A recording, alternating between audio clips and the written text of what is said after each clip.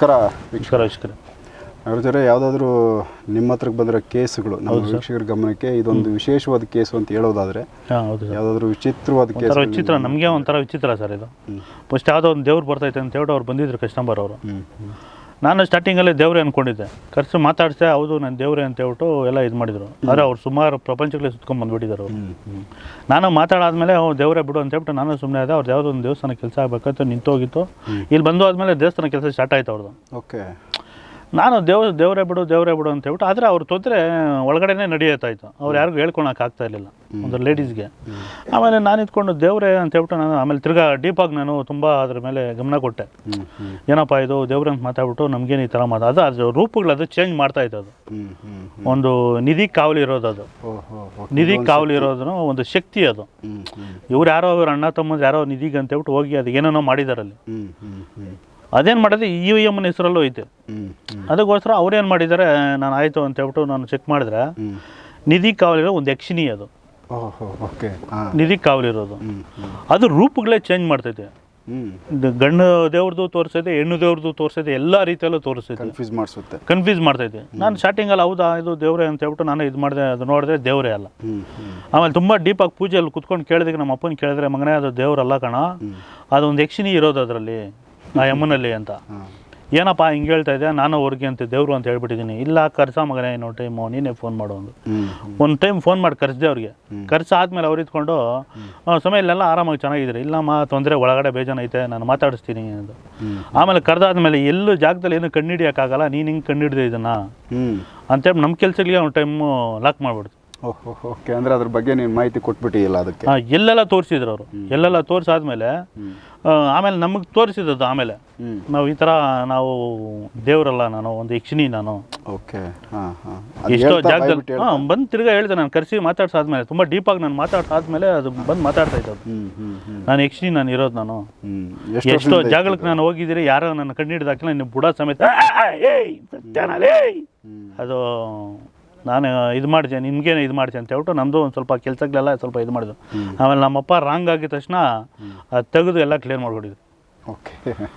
ಇವಾಗ ಅವ್ರ ಕೆಲಸ ತಿರ್ಗಾ ಡಲ್ ಆಗೈತೆ. ಅವಾಗ ಅಂದರೆ ಇದು ಸಪೋರ್ಟ್ ಮಾಡ್ತಾ ಇತ್ತಾ ಕೆಲಸಗಳು ಸಕ್ಸಸ್ ಮಾಡೋಕ್ಕೆ? ಕೆಲವು ಜಾಗದಲ್ಲಿ ಮಾಡ್ತಾ ಇತ್ತು, ಕೆಲವು ಜಾಗದಲ್ಲಿ ಮೇನ್ ಕೆಲಸ ಇವ್ರು ಲಾಕ್ ಮಾಡೋದು. ಇವ್ರಿಗೆಲ್ಲ ಗೊತ್ತಾಗ್ಬಿಟ್ಟಾದ್ಮೇಲೆ ತುಂಬ ಟಫ್ ಮಾಡಾಗೋಯ್ತು. ಅದು ನಮಗೇನೆ ಈ ಥರ ಕಂಡುಹಿಡಿದ್ಬಿಟ್ಟು ಇದು ಮಾಡ್ದಂತ. ಅವರು ಗಂಡ ಐತೆ ಪಕ್ಕದಲ್ಲೇ ಮಲ್ಕೊಂಡಿರ್ಬೇಕು, ಅವ್ರ ಮಕ್ಳು ವಯಸ್ಸಿಗೆ ಬಂದಿದ್ದಾರೆ, ಅವರು ಪಕ್ಕದಲ್ಲೇ ಮಲ್ಕೊಂಡಿರ್ಬೇಕು. ಅವ್ರಿಗೆ ಇಲ್ಲ ಒಂಥರ ಕೈ ಕಾಲು ಎಳ್ಕೊಂಡು ಹೋಗೋ ಥರ, ಒಂಥರ ಉಸಿರು ಕಟ್ಟೋ ಥರ, ಈ ಥರ ಏನೇನೋ ತೊಂದರೆ ಆಗೋದು. ತುಂಬ ಟಫ್ ಅಂದರೆ ಎಷ್ಟೋ ಪ್ರಪಂಚ ಸುತ್ತಿಬಿಟ್ಟಿದ್ದಾರೆ ಅವರು. ಯಾವ ಊರು ಇದು? ಅವರು ಈ ಬೆಂಗಳೂರು ಕಡೆನೇ ಒಂದು ಹಳ್ಳಿಯಲ್ಲಿ ಇರೋದವರು. ಅದಕ್ಕೆ ನಾನು ಮಾತಾಡ್ತೀನಿ, ಇಲ್ಲ ಸ್ವಾಮಿ ಬೇಡ, ನಮ್ಮದೆಲ್ಲ ತುಂಬ ದೊಡ್ಡ ಫ್ಯಾಮ್ಲಿ ನಮ್ಮದು, ನಾವೇನಿದ್ರು ಬೇಕಾದರೆ ದೇವಸ್ಥಾನಕ್ಕೆಲ್ಲ ಏನೋ ಸ್ವಲ್ಪ ಸಪೋರ್ಟ್ ಮಾಡ್ತೀರಿ ಅಂತ ಹೇಳಿದ್ದಾರೆ. ಅವ್ರದ್ದೊಂದು ಜಮೀನು ಒಂದು ಕೇಸ್ ಯಾವುದೋ ನಡೀತಾ ಇದ್ದದ, ಅದಾಗಿದ ತಕ್ಷಣ ಸ್ವಲ್ಪ ದೇವಸ್ಥಾನಕ್ಕೂ ನಾವು ಅಮೌಂಟ್ ಕೊಡ್ತೀರಿ ಸ್ವಾಮಿ ಅಂತ ಹೇಳಿದ್ದಾರೆ. ಸೊ ಇದನ್ನು ಹೆಂಗೆ ಸರಿ ಮಾಡಿದ್ರಿ ನೀವು? ಅಪ್ಪನೇ ಬಂದು ಎಲ್ಲ ಕ್ಲಿಯರ್ ಮಾಡಿ, ನಾವು ಸ್ವಲ್ಪ ಕಲ್ತಿರೋ ಇದರಲ್ಲಿ ಎಲ್ಲ ಸೇರಿಸಿ ಮಾಡಾದ್ಮೇಲೆ ಸ್ವಲ್ಪ ಎಳೆದಾದ್ಮೇಲೆ ಕಟ್ಟಾಕಿದ್ದಾರೆ ಅದು. ಸೊ ಇದು ರೂಪ ಬದಲಾಯಿಸ್ತಾ ಇದೆ. ರೂಪ ನಮಗೇನೆ ಕನ್ಫ್ಯೂಸ್ ಆಗ್ಬಿಟ್ಟಿತ್ತು. ನಾನು ತುಂಬ ಡೀಪಲ್ಲಿ ಪೂಜೆಯಲ್ಲಿ ಕುತ್ಕೊಂಡು ಕೇಳಾದ್ಮೇಲೆ ನನಗೆ ಆ ರೂಪ ಕಾಣಿಸಿದ್ದು. ಅದು ತಿರ್ಗಾ ಬಂದು ಅದಕ್ಕೆ ಖುದ್ದಾಗಿ ಹೇಳ್ತೈತೆ. ಎಷ್ಟೋ ಜಾಗದಲ್ಲಿ ನಾನು ಯಾರು ಏನು ಮಾಡೋಕ್ಕಾಗಿಲ್ಲ. ಫಸ್ಟು ಯಾವ ದೇವ್ರ ಥರ ಕಾಣಿಸ್ತೀನಿ? ಒಂಥರ ಗಂಗಮ್ಮದು ಕಾಣಿಸ್ತಿತ್ತು, ನಾನಾ ರೀತಿ ಒಂದೊಂದು ದೇವ್ರಿಗೆಲ್ಲ ಕಾಣಿಸ್ತಾ ಇದ್ದಿತ್ತು. ಗಂಗಮ್ಮದು, ಕಾಟೇರಮ್ಮದು, ಈ ಥರ ಎಲ್ಲಾನು ಮಿಕ್ಸಿಂಗ್ ಕಾಣಿಸುತ್ತೆ. ಆಮೇಲೆ ಮುನೇಶ್ ಪುಣದು ಗಂಡು ದೇವ್ರು ಕಾಣಿಸೋ ಥರ ಕಾಣಿಸಿತ್ತು. ಎಲ್ಲ 3-4 ದೇವ್ರ ಥರ ಕಾಣಿಸಿದ್ದು. ಅದು ಭ್ರಮೆ ಮಾಡಿಸುತ್ತೆ ಅದು. ನಮ್ಗೆ ಹಂಗೆ ಅದೇ ನಾವು ಅದೇನು ತಿಳ್ಕೊಂಡು ಫಿಕ್ಸ್ ಆಗಿಡ್ಬೇಕು ಆ ಜಾಗದಿಂದ ಹೋಗಿದ ತಕ್ಷಣ. ಆ ಥರ ನನಗೆ ಆಟ ಆಡಿಸಿದ್ದು ಅದು. ಸೊ ಇದು ವಿಚಿತ್ರ ಒಂದು ಕೇಸು ನಿಮ್ಮ ಕಂಡಿರೋ. ಈ ಥರ ಬೇರೆ ಬೇರೆವು ಅಂದರೆ ಈ ಒಂದು ನಾವು ದೈವ ಅಂತ ಕಾಣಿಸ್ಬಿಟ್ಟು ಅದಾದ್ಮೇಲೆ ದುಷ್ಟಶಕ್ತಿ ಅದು ಮಾಡೋ ಕೆಲಸ ಮಾಡೋದು. ಅವ್ರ ತೊಂದರೆ ಕೊಡ್ತೋದು, ಅವ್ರ ಕೆಲಸ ಕರೆ ಆಗ್ಬಾರ್ದು. ಅವ್ರ ಮಕ್ಕಳೇ ಅವ್ರು ಮಲ್ಕೊಬೇಕು ಪಕ್ಕದಲ್ಲಿ, ಒಂದು ಚಪ್ಪಟಿ ಇಲ್ಲಂದ್ರೆ ಒಂಥರ ಎಳ್ಕೊಂಡು ಹೋಗೋ ಥರ ಆಗೋದು, ಕೈ ಕಾಲು ಎಳ್ಕೊಂಡು ಹೋಗೋ ಥರ, ಬಾಡಿಯಲ್ಲಿ ಏನೋ ಒಂದು ಫಾಟ್ ಏನೋ ಒಂದು ತೊಂದರೆಗಳಾಗೋ ಥರ.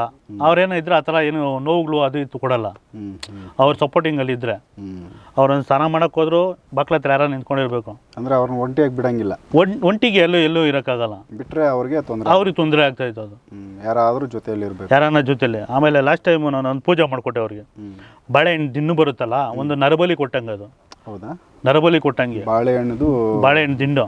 ಅಂದ್ರೆ ಕಂಪ್ಲೀಟ್ ಬಾಳೆ ಫುಲ್ ಗೊನೆ ಸಮೇತ ಇರಬೇಕು. ಅದು ಯಾರೋ ಮಾಡ್ತಾರಲ್ಲ ಗೊತ್ತಿಲ್ಲ, ನನಗೆ ನಮ್ಮಪ್ಪ ತಿಳಿಸ್ಕೊಟ್ಟಿದ್ದೀನಿ ಅದು. ಅದು ಹೇಳಿ ಡೀಟೇಲ್ ಆಗಿ ನಮ್ಮ ವೀಕ್ಷಕರಿಗೂ ಇದು ಹೆಲ್ಪ್ ಆಗುತ್ತೆ. ಬಾಳೆ ದಿಂಡು ಹೊಸ್ದಾಗಿ ಅದಕ್ಕೆ ಪೂಜೆ ಮಾಡ್ಬೇಕು ಫಸ್ಟು. ಆ ಬಾಳೆಹಣ್ಣು ದಿಂಡನ್ನ ಪೂಜೆ ಮಾಡಿಬಿಟ್ಟು ಬಾಳೆಹಣ್ಣು ಮರಕ್ಕೆ ಹೋಗ್ಬಿಟ್ಟು ಒಂದು ಸ್ವಲ್ಪ ಅರಿಶಿನ ಕುಂಕುಮ ಎಲ್ಲ ಇಕ್ಕಿ, ಸ್ವಲ್ಪ ಹಾಲು ಅರಿಶಿನ ನೀರು ಇದೆಲ್ಲ ಇಕ್ಕಿ, ನೋಡಮ್ಮ ನೀನು ಈ ಥರ ಕೆಲ್ಸಕ್ಕೆ ನಾವು ಎತ್ಕೊಂಡು ಹೋಗ್ತಾ ಇದ್ರಿ, ಅದು ಯಾಕಂದರೆ ಕಡಿಬಾರ್ದು, ಏಕ್ದಮ್ ಕಡಿಬಾರ್ದು ಅದನ್ನು, ಯಾಕಂದರೆ ಅದು ಹಣ್ಣಾಗಿರಲ್ಲ, ಅವಾಗ ತಾನೇ ಬಂದಿರ್ತೈತೆ ಬಾಳೆದು ಎಲ್ಲ ಇದುಗಳೆಲ್ಲ, ಒಂಬಾಳೆ ಎಲ್ಲ ಫುಲ್. ಅದಕ್ಕೋಸ್ಕರ ಅದಕ್ಕೆ ಕೇಳಿಕೊಂಡು ನಾವು ಎತ್ಕೊಂಡು ಬರ್ಬೇಕು ಅದನ್ನು. ಅದು ಎತ್ಕೊಂಡು ಬಂದಮೇಲೆ ಮೊನ್ನೆ ಅಮಾವಾಸ್ಯೆ ದಿನ ಮಾಡಿದ್ದೀನಿ ಅದು. ಓಕೆ, ಯಾವ ಥರ ಮಾಡಿದ್ರಿ?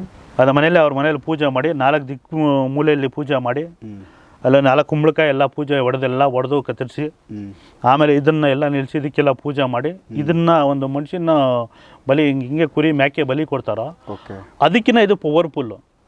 ಬಾಳೆ ದಿಂಡು ಅದಕ್ಕಿಂತ ಇದು ಪವರ್ಫುಲ್, ಯಾಕಂದ್ರೆ ಒಂದು ನರಬಲಿ ಕೊಟ್ಟಂಗೆ ಅಷ್ಟು ಸ್ಟ್ರಾಂಗ್. ಇವಾಗ ಹೊಸದಾಗಿ ಒಂದು ದೇವಸ್ಥಾನಕ್ಕೆ ನಾನು ಮಾಡಿದ್ರೆ ಈ ಬಲಿ ಇರೋ ದೇವಸ್ಥಾನಕ್ಕೆ ಏಕ್ದಮ್ ಬಂದು ಬಲಿ ಕೊಡಲ್ಲ, ಇದನ್ನೇ ಜಾಸ್ತಿ ಉಪಯೋಗ ಮಾಡೋದು. ಬಾಳೆ ದಿಂಡು ಬಂದು ಅಷ್ಟು ಪವರ್ಫುಲ್ ಆಗಿರ್ತೈತೆ. ಅಂದರೆ ಇದನ್ನ ಸ್ವಾಮಿಗಳು ನಿಮಗೆ ತಿಳಿಸ್ಕೊಟ್ಟಿದ್ದು. ಯಾವೆಲ್ಲ ಕೆಲಸಗಳಿಗೆ ಇದನ್ನು ಬಳಸ್ಕೊಬೇಕು ಅಂತ ಹೇಳೋರು? ತುಂಬ ಯಾರ ಮನೆಯಲ್ಲ ತುಂಬ ಟಫ್ ಆಗಿ ಮಾಡಿ ಆ ಮನೇಲಿ ಏನಾನ ಬೇರೆ ಕೆಟ್ಟ ಶಕ್ತಿಗಳು ಬಂದು ಕುತ್ಕೊಂಡಿರ್ತೈತೆ. ಅದಕ್ಕೆ ಇವಾಗ ಒಂದು ಬಲಿಯನ್ನು ಕೊಟ್ಟರೆ, ಕೋಳಿ ಕುರಿಗಿನ ಇದಕ್ಕೆನ ಬಲಿ ಕೊಡಂಗಿಲ್ಲ, ಇದು ಕೊಟ್ಟರೆ ತುಂಬ ಪವರ್ಫುಲ್ ಆಗಿರ್ತೈತೆ. ಸೊ ಆ ಶಕ್ತಿಗಳಿಗೆ ಸಮಾಧಾನ. ಒಂದು ನರಬಲಿ ಕೊಟ್ಟಂಗೆ ಆಗುತ್ತಲ್ಲ, ಅವಾಗೆಲ್ಲ ಡಿವೈಡ್ ಆಗ್ಬಿಡ್ತೈತೆ, ಯಾವ ಅಲ್ಲಿ ಇರಲ್ಲ ಅಲ್ಲಿ. ಇದನ್ನು ಯಾವಾಗ ತಿಳಿಸಿದ್ರು ಸ್ವಾಮಿಗಳು ನಿಮಗೆ? ಅದು ತುಂಬ ಪವರ್ ಆಗಿರೋ ಟೈಮಲ್ಲಿ ನನಗೆ ಅಪ್ಪನ ತಿಳಿಸ್ಕೊಟ್ಟಿದ್ದು, ಮಾಡುವಂತ ಈ ಥರ ಮಾಡೋ ಎಲ್ಲ ಸರೋಗುತ್ತೆ ಅಂತ. ಆಮೇಲೆ ಅದು ನಿಜವಾಗ ದೇವ್ರು ಬಂದಿತ್ತು ಅವಾಗ. ಫಸ್ಟು ನಾನು ದೇವರು ಅಂತ ಆಯ್ತಲ್ಲ, ಆಮೇಲೆ ನಿಜವಾಗ ದೇವ್ರು ಅದು ಗಂಗಮ್ಮಂದು ಬಂದಿತ್ತು. ಗಂಗಮ್ಮಂದು ಅದೇ ಊರಲ್ಲಿ ಗಂಗಮ್ಮಂದು 7-8 ವರ್ಷಗಳಿಂದ ಕೆಲಸ ನಿಂತೋಗಿದೆ. ಅಲ್ಲಿ ಪೂಜಾರಿ ಕೆಲಸ ಮಾಡೋನೆ ಫುಲ್ ಬರೀ ಕಲ್ಲಾಗೆ ಕಟ್ಸ್ತಾ ಇದ್ದಾರೆ. ಅಲ್ಲಿ ಕೆಲಸನ ನಿಂತೋಗಿತ್ತು. ನಾನು ಇಲ್ಲಿ ಈ ಅಮ್ಮನಿಗೆ ಪೂಜೆ ಮಾಡ್ತಾ ಇದ್ದೆ, ಆ ಅಮ್ಮನು ನಾನು ಇದೀನಿ ಕಣೋ ನಾನೆಂತ, ಅಲ್ಲಿ ದೇವಸ್ಥಾನ ಕೆಲಸನೂ ಸ್ಟಾರ್ಟ್ ಆಗಿದೆ ಅವ್ರದ್ದು. ಇವರ ಹೋಗಿ ನಿಲ್ಸಿ ಅವ್ರ ಯಜಮಾನ್ರೆ ಆ ಹೆಸರು ಊರಿಕ್ಕಿರೋದೇ, ಊರಿಗೆ ಹೆಸರು ಆಯಮ್ಮನೆ ಅಂತೇಳ್ಬಿಟ್ಟು ಇಕ್ಕಿರೋದು, ಗ್ರಾಮದೇವ್ರು ನಿಕ್ಕಿರೋದು. ಈ ಅಪ್ಪನ ಯಾರು ಮಾಡ್ತಾ ಇರಲಿಲ್ಲ, ಯಾರು ಮಾತಾಡ್ಸೋರೇ ಇಲ್ಲ. ಊರು ಮನುಷ್ಯ ಎಲ್ಲ ವಸತಿಗೆ ಚೆನ್ನಾಗಿದ್ದಾರೆ, ರೋಡಲ್ಲಿ ಹೋಗ್ತಾ ಇರೋ ಮಾತಾಡ್ಸೋರು ಇರಲಿಲ್ಲ. ಈ ಅಮ್ಮನ ಯಾವಾಗ ಕ್ಲಿಯರ್ ಆಯ್ತೋ ಈ ಅಪ್ಪನ ಮನೆ ಹತ್ರ ಹುಡ್ಕೊಂಡ್ ಬರ್ತಾ ಇದ್ದಾರೆ ಅವರು. ಸೊ ಈತನ ಬಂದು ಅಲ್ಲಿ ಪಾಪ್ಯುಲಾರಿಟಿ ಆದ. ಆ ಎಮ್ಮನೆ ಅಲ್ಲಿ ಬಂದು ಎಲ್ಲ ಹೇಳಿದ್ರು, ನಾನು ಯಾಕೋ ಬರ್ತಾ ಇಲ್ಲ, ನನಗೆ ಯಾರೋ ಕರೆಯಲ್ಲ, ಏನಿಲ್ಲ, ನಾನು ಯಾಕೆ ಬರೋದು ಅಂತ. ಕರೆಸಿ ನನ್ನ ಹೆಸರಿಕ್ಕಿದ್ದು ನೀನು ನನ್ನ ಜಾಗಕ್ಕೆ ಬಾ, ಇಲ್ಲ ಅವ್ರು ಯಾರು ಬಂದು ಕರೆದ್ರೆ ನಾನು ಬರ್ತೀನಿ ಅಂತ. ಆಮೇಲೆ ಎಲ್ಲ ಒಂದು 20 ಜನ 30 ಜನ ಊರಲ್ಲೆಲ್ಲ ಕುತ್ಕೊಂಡು ಅಪ್ಪನಿಗೆ ಫೋನ್ ಮಾಡಿ ಕರೆತಾದ್ಮೇಲೆ ತಿರ್ಗಾ ನನಗೆ ಫೋನ್ ಮಾಡಿದ್ರು ಅವರು. ಸ್ವಾಮಿ ನಮ್ಗೆ ಈ ಥರ ಕರೆದು ನನಗೆ ಭಾರಿ ಖುಷಿ ಆಗ್ಬಿಡ್ತು, ನಾನು ಕರೆದು ಒಳ್ಳೆ ಮರ್ಯಾದೆ ಕೊಟ್ಟರು ನನ್ಗೆ. ಅಲ್ಲಿ ದೇವಸ್ಥಾನ ಕೆಲಸನೂ ಸ್ಟಾರ್ಟ್ ಆಗಿದೆ. ಇವರು ಒಂದು ದೇವಸ್ಥಾನನೂ ಕಟ್ತಾ ಇದ್ದಾರೆ ಊರಲ್ಲಿ, ಗ್ರಾಮ ದೇವಸ್ಥಾನನೂ ಇದು ಮಾಡ್ತಾರೆ. ಇವ್ರು ಸ್ವಂತವಾಗೂ ದೇವಸ್ಥಾನ ಮಾಡ್ತಾ ಇದ್ದಾರೆ. ಸೊ ಅವರು ನಿಮ್ಮ ಹತ್ರ ಬಂದಿದ್ದು ಅಂದರೆ ಅದು ನೆಕ್ಸ್ಟ್ ಟೈಮ್ ಯಾವಾಗ ಇದೆಲ್ಲ ಸ್ವಲ್ಪ ಕ್ಲಿಯರ್ ಆಗಲಿ, ನಾನೊಂದು ಟೈಮ್ ಅವ್ರನ್ನೇ ಡೈರೆಕ್ಟಾಗಿ ಕರೆಸಿ ನಾನು ಮಾತಾಡ್ಸ್ಕೊಡ್ತೀನಿ. ಅವ್ರಿಗೆ ಇದು ಎಷ್ಟು ವರ್ಷದಿಂದ ಸಮಸ್ಯೆ ಇದೆ? ಸುಮಾರು ವರ್ಷದಿಂದ, ಒಂದು 20-30 ವರ್ಷಗಳಿಂದ ಅವ್ರು ಸುತ್ತಾಡ್ತಾ ಇರೋದು. ಅವ್ರು ಸುತ್ತಿದಿರೋ ಜಾಗಗಳಿಲ್ಲ ಅವರು. ಸೊ ಅದು ದುಷ್ಟಶಕ್ತಿ. ಅವರು ದೇವರು ಎಲ್ಲೇ ಹೋಗ್ಲಿ ನಾನು ದೇವರು. ಅವ್ರೇನೋ ದೇವ್ರು ಬಂದರೆ ಎಲ್ಲ ಒಳ್ಳೇದಾಗಬೇಕಲ್ಲ, ದೇವ್ರು ಬಂದರೆ ನಮ್ಗೆ ಯಾಕೆ ಒಳ್ಳೇದಾಗ್ತಾಯಿಲ್ಲ ಅನ್ನೋ ಮೇಂಡಲ್ ಅವರು. ಆದರೆ ನೋವು ಬಾಧೆ ಕೊಡ್ತಾನೆ ಇತ್ತು ಅದು. ಸೊ ಇದೊಂದು ಯಕ್ಷಿಣಿ ಟೈಪು. ಯಕ್ಷಿಣಿ ಅದೇ ನಿಧಿ ಕಾವಲಿರೋ ಯಕ್ಷಿಣಿ. ಇದು ನಿಧಿಗೆ ಸಂಬಂಧಪಟ್ಟ ನಿಧಿ ತೋರಿಸಿತ್ತಾ? ಅದು ಆಲ್ರೆಡಿ ಅವ್ರಿಗೆ ತೋರಿಸಿ ಅವ್ರವ್ರು ಚಿಕ್ಕಪ್ಪ ದೊಡ್ಡಪ್ಪರೆಲ್ಲ ಏನೇನೋ ಮಾಡವ್ರೆ. ಫಸ್ಟು ಸುಮಾರು ಲಕ್ಷಗಳು ಕಳ್ಕೊಂಡಿದ್ದಾರೆ, ಎಲ್ಲೂ ಎತ್ತಿಲ್ಲ. ಅದು ಈ ಅಮ್ಮನ ಹೆಸರಲ್ಲ ಇರೋದು. ಇವಾಗ ಅವ್ರ ಮನೇಲಿ ಐತೆ. ನನಗೆ ಮಗನೇ ನಾನು ನಿನ್ನ ಕೊಡ್ತೀನಿ ಅಮ್ಮ, ನಿಮ್ಮ ಸವಾಸ ಬೇಡ ನನಗೆ, ಆ ಟೈಮ್ ಗಂಜಿ ಕೊಟ್ಟು ನಮ್ಮ ಅಪ್ಪನ ಸೇವೆ ಕೊಟ್ಟರೆ ನನಗೆ ಸಾಕು. ಇಲ್ಲ ನಾನು ಕೊಡ್ತೀನಿ, ನಾನು ದೇವಸ್ಥಾನ ಆದಮೇಲೆ ಅಲ್ಲಿ ನಾನು ಹೊರಟೋಯ್ತೀನಿ. ನಾನು ಇದು ನಾನು ಇಲ್ಲಿ ಅಲ್ಗಂಟ ನಾನು ಇಲ್ಲೇ ಇರ್ತೀನಿ, ಈ ರೂಮಲ್ಲೇ ಇರ್ತೀನಿ. ಆ ರೂಮ್ಗೆ ಹೋದ್ರೆ ಏನೋ ಒಂದು ಎನರ್ಜಿ ಅಲ್ಲಿ, ಆ ರೂಮ್ಗೆ ಹೋದ್ರೆ ಏನೋ ಒಂಥರ ಎನರ್ಜಿ ಆಗಿರ್ತೈತೆ. ಅಷ್ಟು ಚೆನ್ನಾಗಿದೆ. ಅವರು ಅದೇ ಥರ ಪೂಜೆ ಕ್ಲೀನಾಗಿ ಕ್ಲೀನಾಗಿ ಮಾಡ್ಕೊಂಡು ಹೋಗ್ತಾವ್ರೆ. ಅಂದರೆ ಅದು ನಿಧಿನ ಕಾಯ್ತಾ ಇದೆ. ಬಟ್ ಇವಾಗ ಅಲ್ಲಿ ದೇವಸ್ಥಾನ ಕಟ್ತಾ ಇದ್ರು ಕಟ್ಟೋವರೆಗೂ ಅದು ಅಲ್ಲೇ ಇರುತ್ತೆ. ಇನ್ನು ಆ ಯಮ್ಮನ ಅಲ್ಲೇ ಇರ್ತೈತಿ. ಇವಾಗ ಕೆಟ್ಟದೆಲ್ಲ ಹೊರಟೋಯ್ತು. ಇವಾಗ ದೇವ್ರು ಬಂದು ಕ್ಲೀನಾಗಿ ಕುತ್ಕೊಂಡಿದ್ದಾರೆ. ಗಂಗಮ್ಮ ಅಂತ ಹೇಳಿದ್ರೆ, ಗಂಗಮ್ಮ ದೇವ್ರು ಬಂದು ಆ ಸ್ಥಾನದಲ್ಲಿ ಅವ್ರು ಕೂತಾರೋ ಇವಾಗ. ಆ ಜಾಗದಲ್ಲಿ ಕೂತೈತೆ. ಇವಾಗ ಕೆಟ್ಟ ಶಕ್ತಿಗಳೆಲ್ಲ ಹೊರಟೋಯ್ತು. ಮನೆ ಬಲಿ ಹೊಡೆದ ತಕ್ಷಣ ಯಾವುದು ಏನೂ ಇಲ್ಲ ಅವ್ರ ಮನೇಲಿ. ಆ ಮನೇಲಿ ಒಂಥರ ಏನೋ ಒಂದು ಸಮಾಧಾನ. ದೇವಸ್ಥಾನ ಒಳಗಡೆ ಹೋದಂಗೆ ಇರ್ತೈತೆ ಆ ರೂಮಲ್ಲಿ ಹೋದ್ರೆ. ಸತ್ಯ ಆಯಿತು. ಸೊ ಈ ಒಂದು ಬಾಳೆ ಕಂದು ಅಂದರೆ ಬಾಳೆ ಗೊನೆ ಇರೋವಂಥ ಒಂದು ಮರನ ಕಟ್ ಮಾಡೋದು ಒಂದು ಈ ದುಷ್ಟಶಕ್ತಿಗಳಿಗೆ ಹೌದು, ಅದನ್ನು ಅಂದರೆ ಅದಕ್ಕೆ ಅಷ್ಟು ಆಸೆ ಪಟ್ಟು ತಿಂದು ಹೋಗ್ತವೆ ಅಂತ. ಅಷ್ಟೇ ಕ್ಲಿಯರ್ ಆಗ್ಬಿಡ್ತೈತೆ. ಮುಂದೆ ಇವಾಗ ಇವ್ರಿಗೂ ಏನಾನ ಮಾಡಿ ಅವ್ರು ಬಲಿ ತಗೊಬೇಕು. ಇವಾಗ ಯಾರ ಮೇಲೆ ಇರ್ತಾರೋ ಅವ್ರನ್ನ ಬಲಿ ತಗೊಳ್ಳೋ ಮೂಮೆಂಟಲ್ಲಿ ಇರ್ತಾರೋ ಅವರು.